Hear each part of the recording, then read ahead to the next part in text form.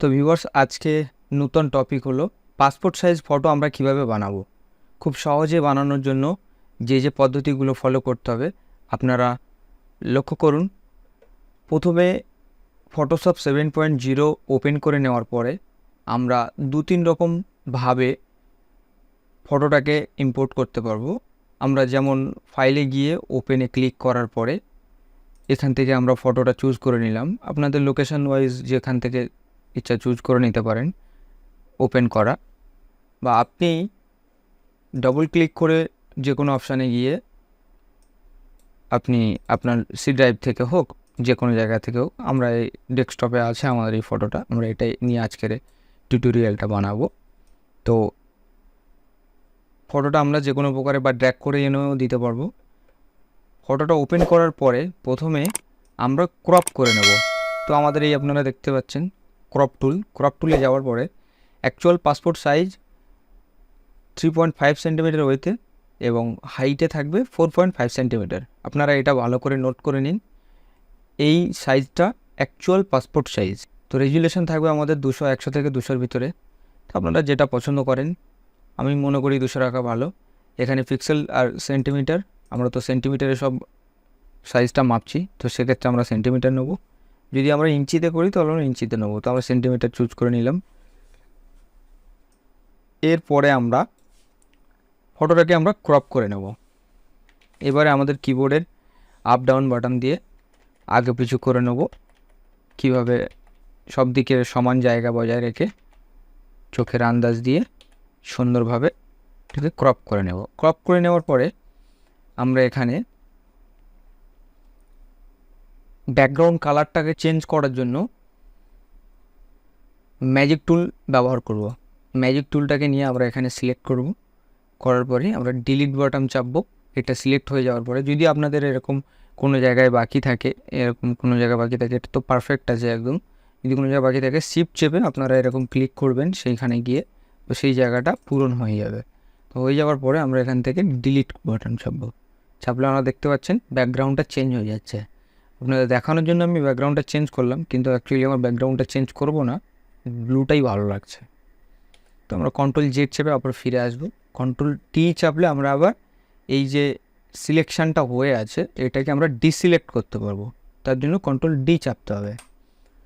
এরপরে আমরা এই ফটোটার সর্বপ্রথম ইমেজে যাব, অ্যাডজাস্টমেন্টে যাব, এখান থেকে কালার ব্যালেন্স এখানে যাব।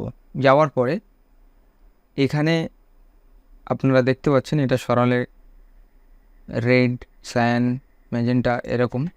তো আপনারা আপনাদের ফটোর পরিস্থিতি অনুযায়ী যেটা ভালো হয় এরকমভাবে দেখবেন। লাইট কম হচ্ছে বা কালার আপ ডাউন হচ্ছে, আপনারা যেটা সুবিধা হবে সেটা করে নেবেন। তো আমি একটু হালকা বাড়িয়ে দিলাম, আমার ওটা দরকার নেই, ইয়েলোটা হালকা বাড়িয়ে দিলাম, এরপরে ভালো লাগছে।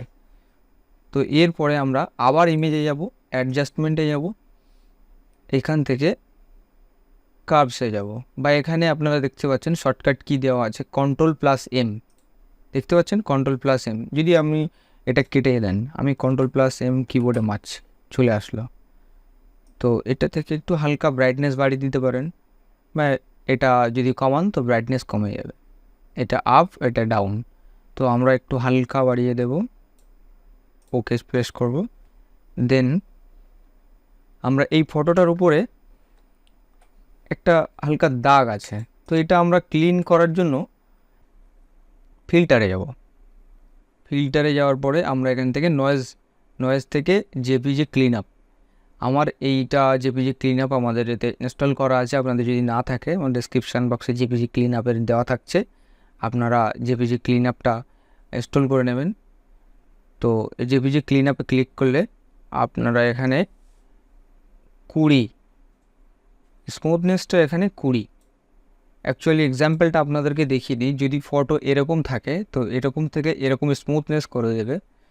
এটা হচ্ছে জেপিজি ক্লিন আপের টিপস। তো এক্সাম্পল আমরা 20 দিলাম, মানে 20 দিলেই ভালো হবে সব থেকে মনে করা যায়। দেখতে পাচ্ছেন আপনারা এখানে কত সুন্দর একটা স্মুথনেস ভাব এসে গেছে। আমি সাপোজলি Ctrl Z মারলে দেখতে পাচ্ছেন আগের যে পরিস্থিতি ছিল সেটা কেমন ছিল, কেমন কর্কশে ভাব, দেখুন কেমন কর্কশে ভাব। এটাকে কন্ট্রোল জেড শেপে আবার আমি ওই পরিস্থিতি জেপিজি ক্লিন আপে নিয়ে আসলাম। তো জেপিজি ক্লিন আপে দেখতে পাচ্ছেন কত স্মুথ এসে গেছে।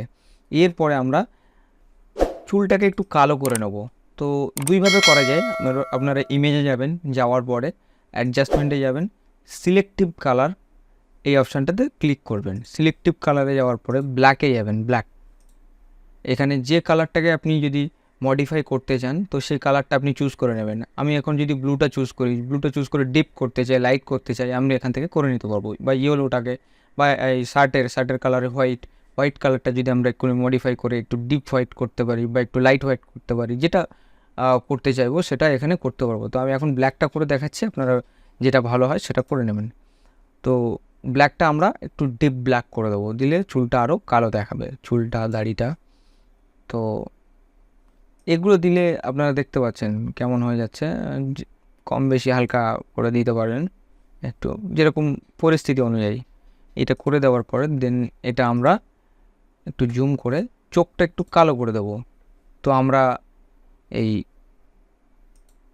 বর্ন টুল এটা নেওয়ার পরে এই যে ব্র্যাকেট চিহ্ন আছে এটা দিয়ে এই গোল সার্কেলটাকে বড় করা যায়। একটা ব্র্যাকেটে বড় হবে আর একটা ব্র্যাকেটে ছোট হবে। তো আমরা একটু কালো করে দেব, নিলে একটু ভালো লাগবে। আপনাদের এটা অনেক থাকবে, তো আপনারা 20-25 এরকম দিয়ে দেবেন, দিলে ভালো হবে। 100তে হলে অনেকটা ডিপ কালো হয়ে যায় এবং এক জায়গায় অনেক কালো হয়ে যায়, তাতে খারাপ দেখায়। তো এরকম করে দেওয়ার পরে এরপরে যদি হালকা দাগ থাকে, মুখে কারোর অন্য কোনো দাগ থাকে, তো সেক্ষেত্রে আপনারা এই টুলটা ইউজ করবেন। ঠিক আছে, এই টুলটা ইউজ করবেন, হাতের মতো দেখতে পাচ্ছেন। এই টুলটা ইউজ করার পরে ধরে নিন আমি দেখুন এই যে একটা দাগ আছে, এই দাগটা আমরা রিমুভ করতে চাই। এই দেখুন রিমুভ হয়ে গেল, এই দেখুন রিমুভ হয়ে গেল। এই একটা দাগ আছে, এটাকে রিমুভ করে দেবো, রিমুভ হয়ে গেল। এই একটা দাগ আছে, দেখুন রিমুভ করে দেবো, রিমুভ হয়ে গেল। তো এরকমভাবে আমরা টুকটাক যেখানে যা প্রবলেম আছে এগুলো আমরা ক্লিন করে নেওয়ার পরে ঠোঁটটা একটু পিঙ্ক কালার টাইপের হালকা একটু করে দিলে দেখতে সুন্দর লাগে। তো সেক্ষেত্রে আমরা এখান থেকে এই বক্স থেকে একটা কালার চুজ করে নেবো, একটু পিঙ্ক কালার এখান থেকে চুজ করে নেওয়ার পরে আমরা এখানে ব্রাশ টুলে চলে যাবো। ব্রাশ টুলে গিয়ে এখান থেকে বেশি না, একবার দুবার দিলেই যথেষ্ট হয়ে গেল। এরপরে আপনাদের ক্ষেত্রে যদি ভালো পর্দার পিছনে যদি ফটো না তোলেন, তো সেক্ষেত্রে একদিক থেকে লাইট আসছে আর একদিক থেকে লাইট নেই, সেক্ষেত্রে এক সাইড কালো হয়ে থাকে, এক সাইড আবার পরিষ্কার থাকে। তো সেক্ষেত্রে আপনার যেটা করতে হবে, আপনারা এই ব্রাশ টুলটা নেবেন, নেওয়ার পরে মুখের যে অংশটা পরিষ্কার এবং একটু ব্রাইটনেস আছে সেই জায়গাটা আপনারা চুজ করে নেবেন। ধরে নিন আমি নাকের এখান থেকে এই কালারটা চুজ করলাম, দেখেছেন আপনারা এখান থেকে অলরেডি সিলেক্ট হয়ে গেছে এই কালারটা। তো এই কালারটা সিলেক্ট হওয়ার পরে আপনারা এই ব্রাশ টুলটা নিয়ে এরকমভাবে ঘষতে থাকবেন, যেখানে যেখানে মানে একটু কালো আছে, হালকা ডিপ আছে, সেই জায়গাটা একটু ঘষে দেবেন, দিলে আরও সুন্দর লাগবে। দেখতে পাচ্ছেন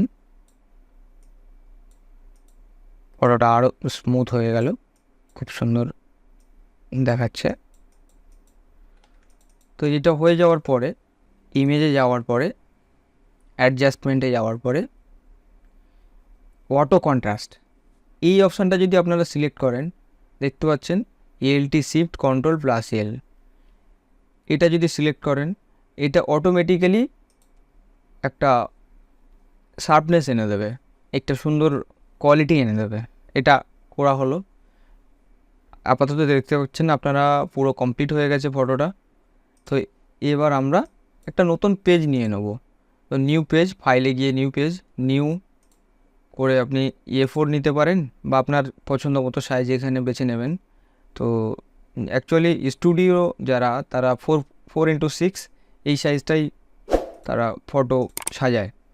তো আপনি A4 সাইজে যদি নিতে চান, অনেকগুলো ফটো একসঙ্গে সাজাতে চান, তো এখানে নিউ বা কন্ট্রোল প্লাস N Ctrl+N চাপলে আবার নতুন একটা পেজ খোলার পপ আপ ওপেন হবে। তো এখান থেকে আমরা A4 সাইজের পেজটা চুজ করে নেব। নেওয়ার পরে এখান থেকে তো আমরা ড্র্যাগ করে ছেড়ে দেবো। দেওয়ার পরে ঠিক কোনায় আমরা এভাবে সাজিয়ে দেব। দেওয়ার পরে এডিটে চলে যাব। যাওয়ার পরে স্ট্রোক আমরা একটা বর্ডার দিয়ে দেবো। বর্ডারটা আমরা এখান থেকে কালার চুজ করে ব্ল্যাক করে দেবো। 3 দিয়ে দিচ্ছি, আপনারা যেটা পছন্দ করেন সেটা দিয়ে দেবেন। Ctrl+Alt শিফট চেপে আমরা এটাকে টানবো। টানলে আমরা আর একটা কপি পেয়ে যাব। তো আবার টানবো, এরকমভাবে আমরা এটা ফিল করে নেব।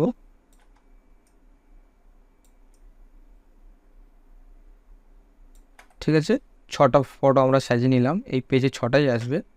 তো এইবারে এই ফটোটাকে আমরা কপি করে এরকম পরপর 6টা বসাবো। একটা একটা করে সাজালে অনেক সময় লেগে যাবে। তো সেক্ষেত্রে আমরা এই লেয়ারগুলো অ্যাড করে নিতে পারি। এই প্রথমে আপনারা দেখতে পাচ্ছেন 5 নম্বর লেয়ারটা আছে। এখানে Ctrl+E চাপলে দেখতে পাচ্ছেন একটা লেয়ারের সঙ্গে অ্যাড হয়ে গেল। আবার ই চাপবো, আবার একটা অ্যাড হয়ে গেল। আবার এরকমভাবে প্রত্যেকটা আমরা অ্যাড করে নেওয়ার পরে এই 6টা ফটো একটা লেয়ারে চলে আসলো। লেয়ারগুলো অ্যাকচুয়ালি মার্জ করে নিলাম। নেওয়ার পরে আমরা অল্ট বা ALT চেপে আমরা নিচে একটা বানিয়ে নিলাম। তো এরকমভাবে আমরা ভর্তি করে নেব। দেখতে পাচ্ছেন কত সহজে ভর্তি হয়ে যাচ্ছে, খুব সহজ। আর যদি আপনারা 4-6 পেজে সাজাতে চান তো এরকম 4-6 পেজে একটা নিয়ে নেবেন। নেওয়ার পরে ফটোটা এরকম ট্র্যাক করে দিয়ে দেওয়ার পরে এডিটে যাওয়ার পরে স্ট্রোকে গিয়ে আমরা 3 পিক্সেলে থাকবে। তারপরে আমরা ঠিক সাইজ মতো নিয়ে নিলাম। নেওয়ার পরে Ctrl+Shift+Alt চেপে 3টে ফটো নিয়ে নিলাম। এটাকে আবার Ctrl+E করে মার্জ করে নিলাম আগের মতো। তারপর আবার অল্ট চেপে এটাকে আমরা আবার পরের রতে সাজিয়ে নিলাম এভাবে। ঠিক আছে, আপনার পছন্দ মতো আপনারা সব সাজিয়ে নিলেন। এবং এটা আবার আমরা ভর্তি করে দিলাম। এবারে এটা আমরা সেভ করে রাখতে পারি। Ctrl+Alt+S মারলাম। তো আমরা যে লোকেশানে সেভ করতে চাই সেই লোকেশানে আমরা এটার একটা নাম দিয়ে সেভ করে রাখতে পারি। PHDতে সেভ করলে আমরা আবার পরে এটাকে এডিট করতে পারবো, মানে অ্যাকচুয়াল ফটোশপ ফাইলে সেভ হবে।